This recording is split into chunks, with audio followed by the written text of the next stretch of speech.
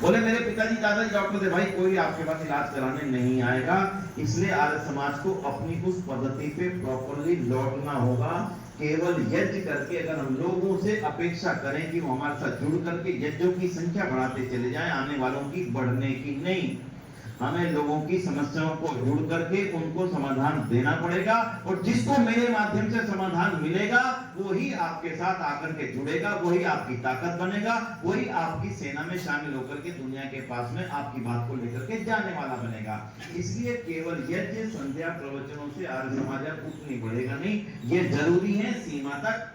मेरे कर्म के लिए, मेरे दैनिक नित्य कर्म के लिए मैं यज्ञ भी करूं, संध्या भी करूं, और जितनी आवश्यक है विवेक की चर्चा भी कथाओं के माध्यम से करूं, लेकिन समाज के सामने मौजूदा समस्याओं को उठाना ये मेरी सबसे बड़ी जिम्मेदारी है, क्योंकि आर्य समाज के अलावा इन बातों को दुनिया के सामने कोई भी उठाएगा नहीं।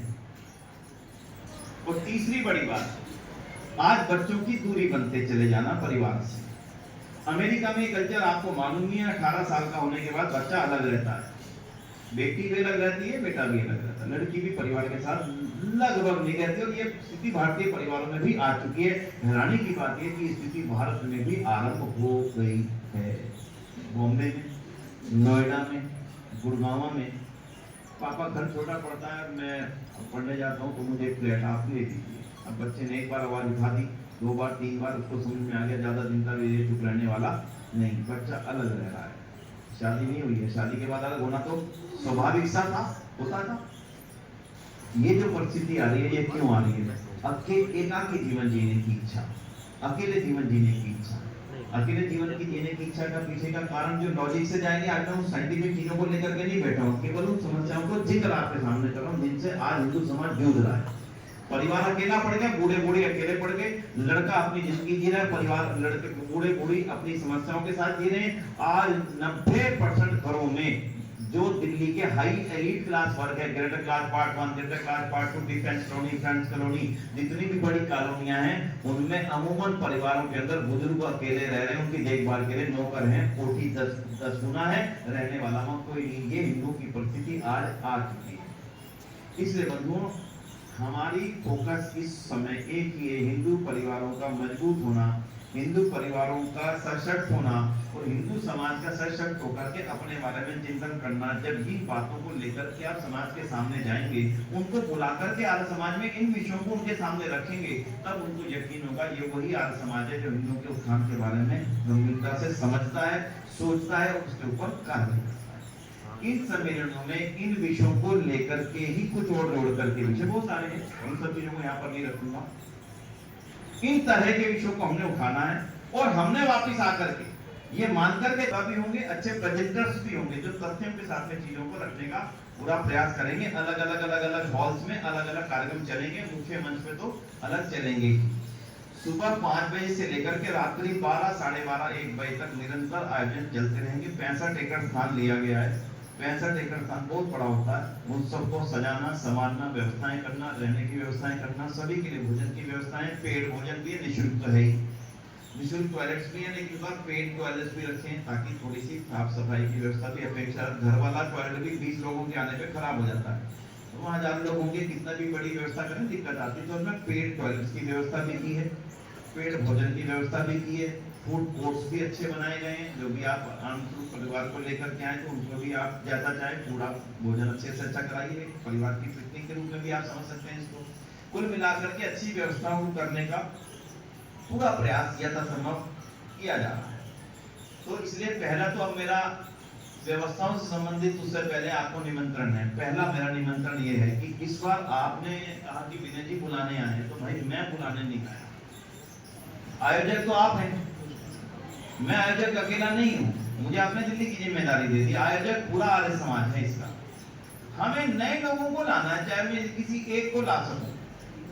ये मैं मानता हूं कि दिल्ली में नए लोगों को लाना आसान है, राजस्थान से किसी नए लोग को ले जाना थोड़ा सा कठिन है, लेकिन फिर भी अगर आप ये मन में विचार करें, यार मैं किसी नए आदमी को तो लेके चलूं दिखाने के लिए कि देखो ये आर्य समाज है। जो मेरे साथ मेरे गांव का 4 आदमी भी नए आएंगे ना, वो उस आर्य समाज के इतने बड़े रूप और स्वरूप को देखेंगे, उसके ऊपर एक उसका अलग प्रभाव होगा ही। मैं देख रहा हूं, मेरा आत्मा है, उसका आनंद नहीं है। मैं किसी को साथ ला रहा है, तुम्हारा लाला जी इतना बड़ा आर्य समाज है, इतने देशों से लोग आए थे यहाँ पर, इतनी बड़ी संख्या वहां पर, तो उसके ऊपर आर्य समाज का एक प्रभाव होगा। निरंकारियों में राधा स्वामी में जब अपने लोगों को लेके जाते हैं तो वहां की भीड़ देखते हैं तो प्रभावित होते हैं, अरे गुरु के थोड़े हजारों के दुनिया के लोग शक्ति के साथ जुड़ना चाहते हैं, कमजोर के साथ कोई जुड़ना नहीं चाहता। इसलिए शक्ति दिखाना भी एक जरूरत है दुनिया की। शक्ति दिखाना जरूरत ना होती तो बड़ी बड़ी रैलियां ना हुआ करती। राजनीतिक लोग बड़ी बड़ी रैली करके दिखाते, देखो मारता कितने लोग, देखो मारता, और इसका मानसिकता पे प्रभाव पड़ता है। तो एक ये हिस्सा भी हमारा इस बार है कि हमारे समाज की पूरी मरी हुई शक्ति को खुद भी देख सके। देखो भाई, सुरीनाम से लोग आ रहे हैं, फिजी से लोग आ रहे हैं, न्यूजीलैंड कितनी दूर है, न्यूजीलैंड सोचो ना 18,000 किलोमीटर, 30,000 से ज्यादा ही होगा कुछ। कहाँ फिजी, मतलब फिजी से अपने नवलेश जी भी आ रहे हैं, उनकी धर्मपत्नी भी आ रही है, और उनके आदमी चल वो भी लोग आए, आपसे बातचीत हुई भी होगी उनकी, अर्जेंट भी आएंगे। तो मेरा मतलब आज सारी दुनिया से इतने सारे लोगों का आना ये सरल बात नहीं है। अपने परिवार में भी शादी हो तो किसी रिश्तेदार को न्यूजीलैंड से बुलाओ तो खोज पड़ जाता कैसे आएगा और कैसे नहीं। लेकिन आज सारे देशों से लोगों को आना, गयाना से, अमेरिका से, कनाडा से, लंदन से, हॉलैंड से, म्यांमार से, सिंगापुर से, थाईलैंड से, नेपाल से, बांग्लादेश और पाकिस्तान के लोगों का वीजा नहीं लग रहा था, गृह मंत्री जी से मिले, उन्होंने कहा लिस्ट दीजिए, उनको वीजा नहीं आए।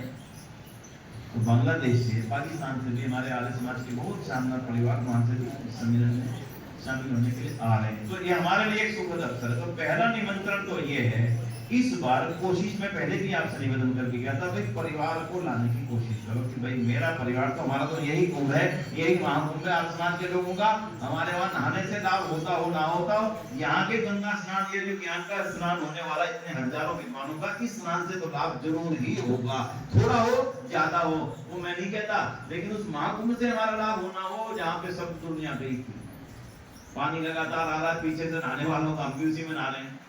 ठीक है भाई, ये जो ज्ञान है भैया, इस ज्ञान से इस काम कुंभ का लाभ तो जरूर होगा। इसलिए पहला निमंत्रण मेरा ये है कि अपने परिवारों को सोचो, जो मेरा इमीडिएट परिवार है वो वहां पे आया, एक दिन के लिए आ सके, एक दिन के लिए आए, 2 दिन के आ सके, 2 दिन के लिए आए, लेकिन मेरा एक परिवार का जितने मेरे सदस्य, मैं, मेरी पत्नी, मेरे बेटे, मेरी बहू, मेरा परिवार, ये तो वहां जरूर ही आए। पहला ये है आपके लिए सम्मेलन का आमंत्रण, यानी आपने देना। अगर मेरा परिवार वहां नहीं है तो थोड़ी सी वो रहेगी कि यार कुछ कमजोरी रह गई। इसलिए आज सबसे पहला निवेदन मेरा आपके माध्यम से सभी लोगों को जो आपकी समाज से जुड़े हुए हैं, इस बार परिवारों को लेकर के चलो। दूसरा निवेदन, हमारी एक्सटेंडेड फैमिली, आपके परिवारों के लोग दिल्ली में भी कुछ ना कुछ रहते हैं, नोएडा, गाजियाबाद, फरीदाबाद